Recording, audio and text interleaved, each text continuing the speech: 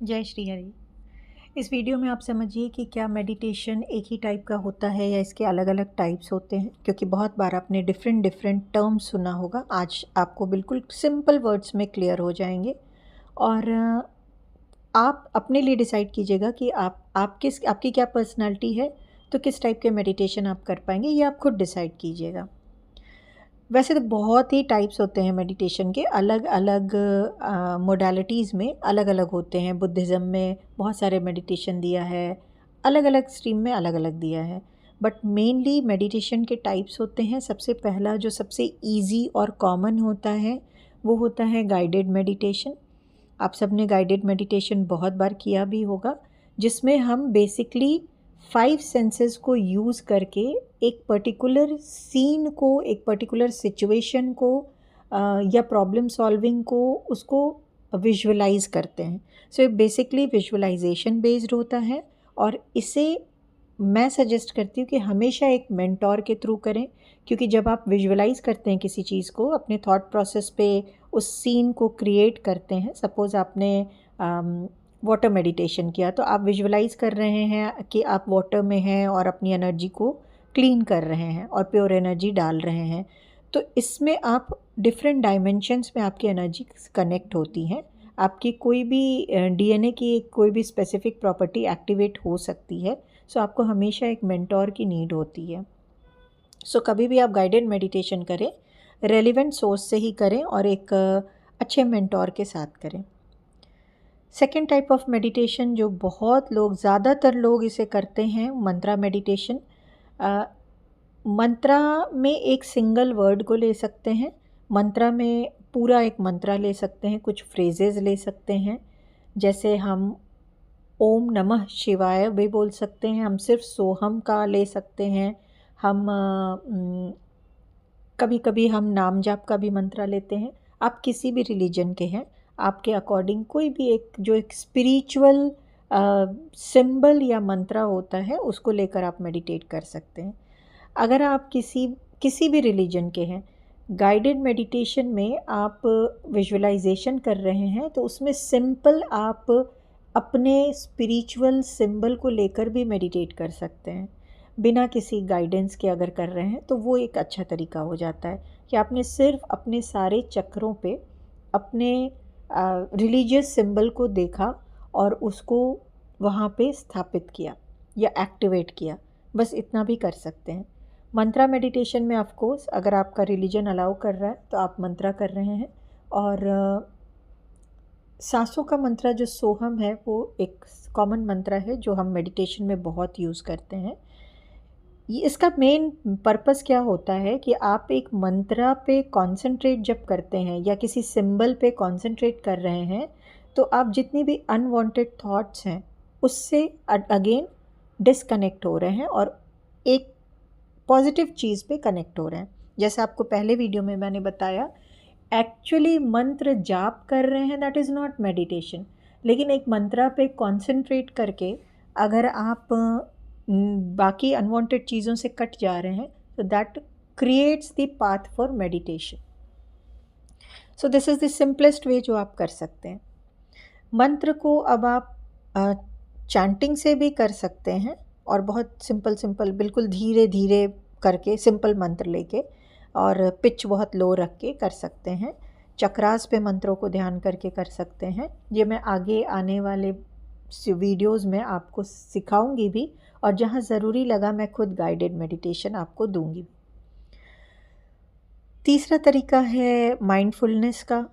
Mindfulness मतलब क्या होता है? पहले तो बहुत बार आपने ये वर्ड सुना माइंडफुलनेस, लेकिन क्या रियल में 1 मिनट रुक कर सोचिए कि आपको इस वर्ड का एग्जैक्ट मीनिंग पता है क्या, या आप सिर्फ सुन रहे हैं और बस उसको ले रहे हैं।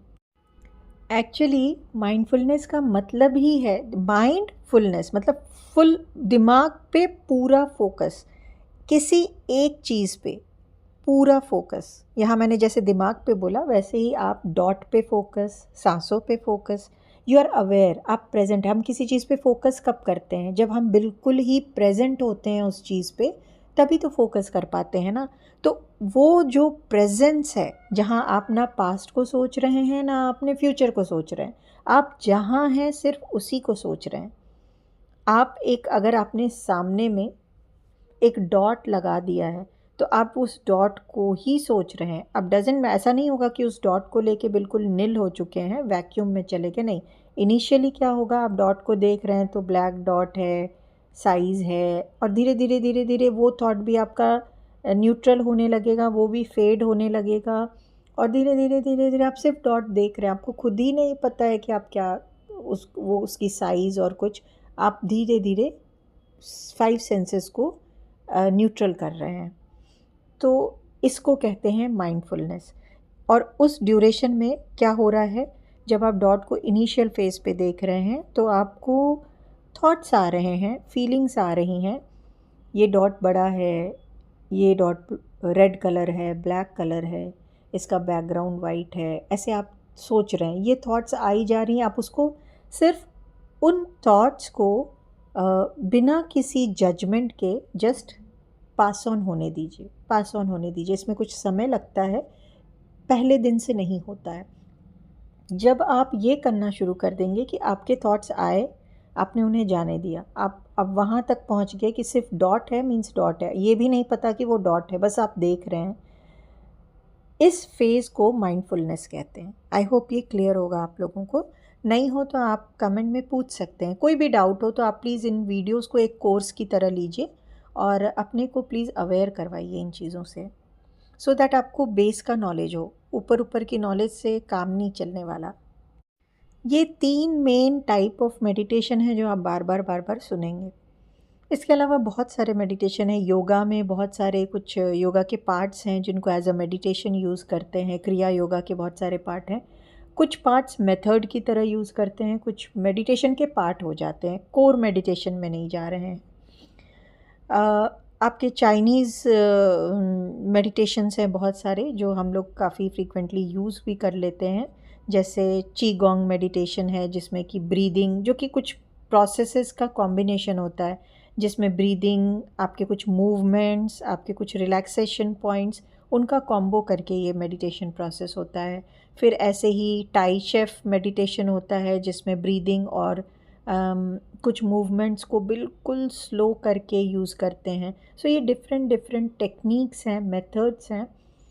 इसीलिए आपको फॉर डे 1 पे मैंने बोला कि meditation is some sort of physical and mental techniques, उनका एक कॉम्बिनेशन करके हम एक पर्टिकुलर फेज़ तक पहुंचने के प्रोसेस को मेडिटेशन कहते हैं।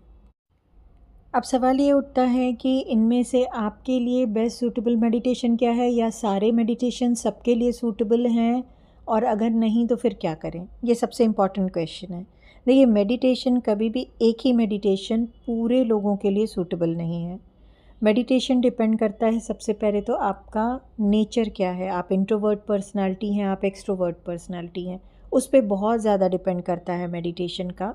प्लस आपकी प्रेजेंट कंडीशन क्या है, आप जस्ट अपनी सोल ग्रोथ के लिए मेडिटेशन कर रहे हैं, आप यूनिवर्स से वननेस के लिए, मतलब आप यूनिवर्स से कनेक्शन के लिए मेडिटेट कर रहे हैं, या फिर आप बहुत टेंशन में हैं या किसी एक पर्टिकुलर नीड बेस्ड मेडिटेशन कर रहे हैं कि अभी आपको टेंशन एंजाइटी है, आपको कोई डिज़ीज़ है जिसको क्योर करने के लिए मेडिटेट कर रहे हैं, या फिर फिनेंस के लिए कर रहे हैं। तो ये डिपेंड करता है कि आपको इनमें से आपकी सिचुएशन और नेचर क्या है। बेसिकली ये भी फिक्स नहीं बोल सकते हैं कि अगर आप इंट्रोवर्ट हैं तो ये ही मेडिटेशन यूज़ कीजिए, ऐसा बिल्कुल नहीं कह सकते हैं, क्योंकि ये बहुत सब्जेक्टिव हो जाता है। या अगर आप बहुत टेंस्ड हैं तो गाइडेड मेडिटेशन ही यूज़ कीजिए, प्रैक्टिस कीजिए, ये बिल्कुल सही नहीं होगा बोलना। सबसे अच्छा स्टेटमेंट ये होगा बोलना कि अगर आपने देखना ही है कि आपके लिए बेस्ट सूटेबल मेडिटेशन क्या है, तो आप डिफरेंट मेडिटेशन टेक्निक्स को कुछ दिन अप्लाई कीजिए, यूज़ कीजिए, प्रैक्टिस कीजिए, और फिर डिसाइड कीजिए कि इनमें से आपको बेस्ट क्या सूट कर रहा है। जो आपको बेस्ट सूट करे आप उसी को फिर अपने जीवन का हिस्सा बना लीजिए। ये सबसे सिंपल तरीका मुझे लगता है मेडिटेशन को करने का। इसीलिए मैंने आपको तीनों टाइप के मेडिटेशन को ठीक से बता दिया कि ये टाइप्स ऑफ मेडिटेशन है। नेक्स्ट वीडियो में आपको बताती हूँ कि बेनिफिट्स क्या हैं, मेडिटेशन क्यों कहते हैं, कि आखिर ऐसा क्या होता है मेडिटेशन करने से कि मेडिटेशन से इतने बेनिफिट्स मिलते हैं, मैजिक होते हैं। बहुत शॉर्ट में, सिंपल में आप लोगों को ये बताऊँगी। शॉर्ट इनिशियल वीडियोस शॉर्ट इसलिए रख रही हूँ क्योंकि बाद में आपको लंबे लंबे जब मेडिटेशन करना होगा तो आप बहुत बोर हो जाएंगे इसलिए। अभी के लिए इस वीडियो में इतना रखते हैं। नेक्स्ट वीडियो में आप समझेंगे कि मेडिटेशन के बेनिफिट्स क्या हैं और करने के पहले क्या आपको उसके प्री पोस्ट क्या नीड्स होती हैं, क्या अरेंजमेंट करने हैं, या जब ये छोटी छोटी चीज़ें जब तक नहीं समझेंगे ना, स्ट्रेट फॉरवर्डली बैठ कर मेडिटेट करना आप कर ही नहीं पाएंगे, मुश्किल होगा। किसी भी चीज़ को प्रैक्टिकली करने के पहले उसके थ्योरी को थोड़ा समझकर चलेंगे तो आपके लिए बहुत ही अच्छा होगा, तभी आप उसे लॉन्ग टर्म पे कर भी पाएंगे, क्योंकि बिना थ्योरी के आपका बेस ही नहीं होगा, इसलिए। अभी के लिए इतना रखते हैं। मुझे सुनने के लिए आप सभी का बहुत सारा थैंक्स। नमः शिवाय।